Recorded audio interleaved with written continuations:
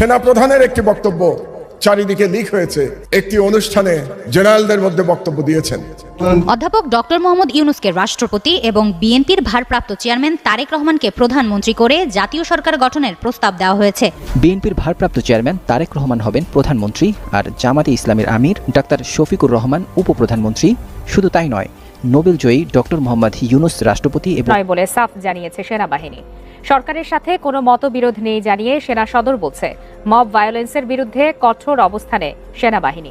আসসালামু আলাইকুম দর্শক, অবশেষে নতুন সরকার গঠনের কাজ শুরু হয়ে গিয়েছেন এবং সেই সরকারের গঠনে মেইন প্রধানমন্ত্রী হবেন তারেক রহমান এবং তার সাথে সাধারণ উপদেষ্টা থাকবেন ডক্টর মোহাম্মদ ইউনূস। এই বিষয় নিয়ে আপনাদের মাঝে আলোচনা করবো। খুবই গুরুত্বপূর্ণ একটি ভিডিও, না টেনে সম্পূর্ণ ভিডিওটা দেখবেন এবং খুবই গুরুত্বপূর্ণ একটি ভিডিও, না টেনে সম্পূর্ণ ভিডিও দেখার জন্য ধন্যবাদ থাকবে। এবং এই বিষয় নিয়ে যে কঠিন হুঁশিয়ারি জানিয়েছেন সেনাপ্রধান এবং সেনাপ্রধান ওয়ার্কারের জন্য তিনি পদত্যাগ করার জন্য উঠে পড়ে লেগেছেন। রাজনীতির দাবার বোর্ডে নড়ে উঠেছে গুটি। শুরু হয়েছে নতুন এক খেলা। চারপাশ নীরবতায় ছেয়ে গেছে, কিন্তু বাতাস যেন ভারী হয়ে উঠেছে প্রতিদিনের নিত্য নতুন ঘটনায়। হঠাৎ করেই সামনে এলো বিস্ফোরক এক প্রস্তাব।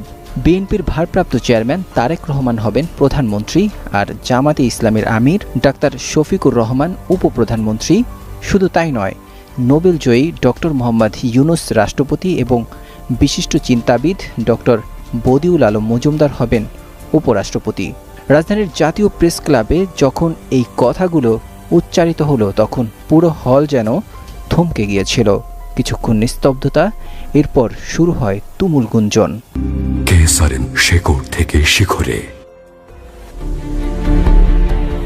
প্রশ্ন উঠছে, এটা কি নিছকে একটি আলোচনা, নাকি আগাম নির্বাচনের আগেই গোপনে শুরু হয়ে গেছে জাতীয় সরকার গঠনের রূপরেখা চূড়ান্ত করার প্রক্রিয়া?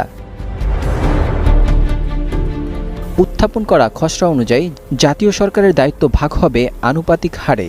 বিএনপি 25%, জামাত 20%, এনসিপি 15%, ইসলামী আন্দোলন 5%, বিশেষ গুরুত্বপূর্ণ ব্যক্তি 10%, বাকি দলসমূহ 25%। সুনির্দিষ্টভাবে বলা হয়েছে, কারো মন্ত্রী হওয়ার সুযোগ নেই, বরং সবাই হবেন প্রতিমন্ত্রী বা উপমন্ত্রী।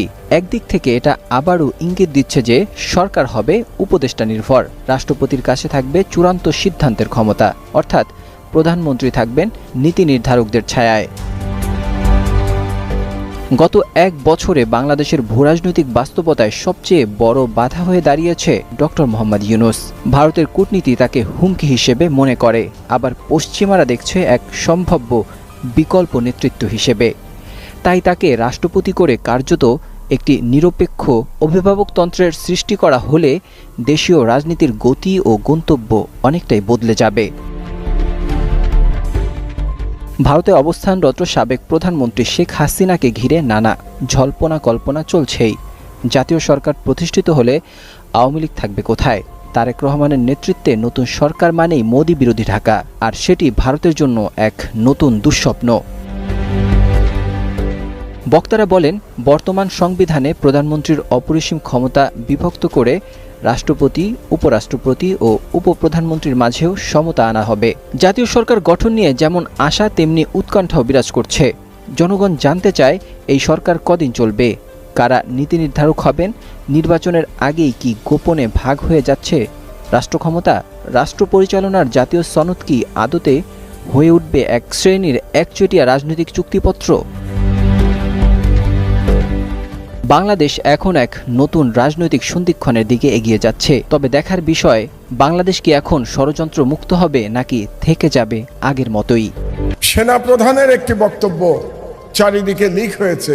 একটি অনুষ্ঠানে জেনারেলদের মধ্যে বক্তব্য দিয়েছেন এবং সেই বক্তব্য আমরা যে সোশ্যাল মিডিয়ায় দেখতে পেয়েছি, সেখানে পরিষ্কার দেখা গেছে যে তার যে বক্তব্যের সারসংক্ষেপ সেটা ছড়িয়ে দেয়া হয়েছে ইচ্ছাকৃতভাবে সোশ্যাল মিডিয়া। কারণ তিনি যখন বক্তব্য দিয়েছিলেন সেখানে কোনো মিডিয়া উপস্থিত ছিল না, সেখানে সেনাবাহিনীর বাইরে কেউ ছিল না।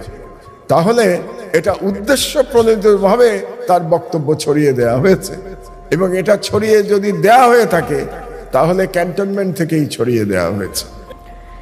দেশের সার্বভৌমত্ব রক্ষা ও করিডোর ইস্যুতে কোনো আপোষ নয় বলে সাফ জানিয়েছে সেনাবাহিনী। সরকারের সাথে কোনো মতবিরোধ নেই জানিয়ে সেনা সদর বলছে, মব ভায়োলেন্সের বিরুদ্ধে কঠোর অবস্থানে সেনাবাহিনী।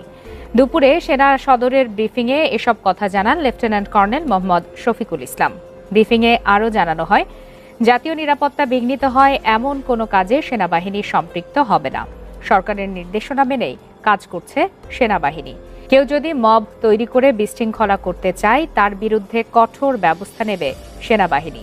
সীমান্তে পুশ ইন কোনোভাবে কাম্য নয় মন্তব্য করে লেফটেন্যান্ট কর্নেল মোহাম্মদ শফিকুল ইসলাম বলেন, সরকার নির্দেশ দিলে সীমান্তে যুক্ত হবে সেনাবাহিনী, তবে সীমান্তে বিজিবি সক্রিয়ভাবে কাজ করছে বলে জানান তিনি।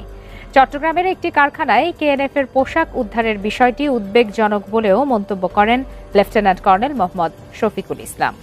সেনাবাহিনী ক্ষমতা নেওয়ারও কোনো ইচ্ছা বা এ ধরনের কোনো আমাদের মধ্যে এ ধরনের কোনো আলোচনা হয়নি। অফিসার্স অ্যাড্রেস, দেখুন, সেনাবাহিনী প্রধান যে কোনো সময় বা সময়ে সময়ে অফিসার জেসিও এনসিও সৈনিকের সাথে কথা বলে থাকেন, দিক নির্দেশনা দিয়ে থাকেন। এটি তারই একটি ধারাবাহিকতা মাত্র। এখানে আমরা কোনো সাংবাদিককেও ডাকিনি, তিনি জাতির উদ্দেশ্যেও কোনো ভাষণ দেননি, বা আইএসপিআরও সরকারিভাবে কোনো বিবৃতি দেয়নি। সো আপনারা যেটা গণমাধ্যমে বা সোশ্যাল মিডিয়াতে দেখছেন, এইটার সঠিকতা বা বস্তুনিষ্ঠতা নিয়ে যথেষ্ট বিবেচনার দাবি রাখে। তো সে বিষয়ে আপনারা ভালোই বুঝতে পারছেন। আর আপনার যে বাকি বিষয়গুলো, সেগুলোর বিষয়ে আমি আগের মতোই বলবো যে জাতীয় নিরাপত্তা বিঘ্নিত হয় এমন কোনো বিষয়ে সেনাবাহিনী সম্পৃক্ত হবে না। আর পাহাড়ি যে একটি দলের কথা বলেছেন, এটা আপনারাই জানেন, এটি একটি আত্মস্বীকৃত টেরোরিস্ট দল যারা সংঘাতপূর্ণ কাজ করে থাকে। সো তাদেরকে নির্বাচনে যুক্ত করা সমীচীন নয় বলে আমরা মনে করি। প্রিয় দর্শক, আপনাদের মধ্যে সেই গুরুত্বপূর্ণ একটি ভিডিও তুলে ধরেছি। ভিডিওটি ভালো লাগলে লাইক, কমেন্ট, শেয়ার করবেন, চ্যানেল নতুন সাবস্ক্রাইব করে দিয়ে পাশে থাকা বেল বাটনটি অন করে দেবেন। দর্শক ভালো থাকুন, সুস্থ থাকুন, দেখা হবে পরবর্তী ভিডিওতে।